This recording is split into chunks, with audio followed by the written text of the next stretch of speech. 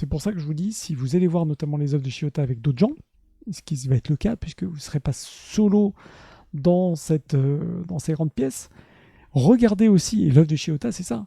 Son but, c'est pas que vous soyez tout seul à regarder son œuvre, c'est qu'elle imagine aussi le fait qu'il y a plusieurs personnes qui vont se trimballer entre les barques, se promener, et que ces gens-là vont avoir de l'interaction entre eux, d'interaction avec les œuvres, et vous allez chacun avoir un ressenti. Vous voyez ce que je veux dire?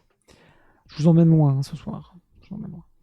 Vous inquiétez pas, par contre le live va pas durer très très longtemps, donc c'est pour ça que je suis un peu allé plus loin. Mais les biais, pour répondre et pour terminer sur la question sommes-nous notre mémoire, indirectement oui, mais attention, la mémoire n'est pas que caractérisée par des biais cognitifs, ce n'est qu'une partie, puisque comme tu l'as dit aussi Virgilio, il y a le soi, son soi qu'on fabrique nous-mêmes au fil du temps, ce qui est aussi très intéressant. Bon bref.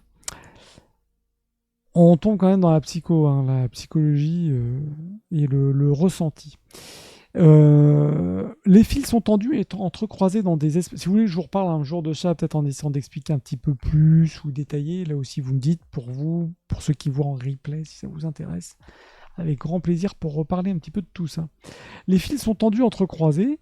Donc il y a cette idée de cocon onirique, comme j'ai dit tout à l'heure. Et on a ce qui est aussi intéressant, c'est de voir la texture qui est créée par ces fils.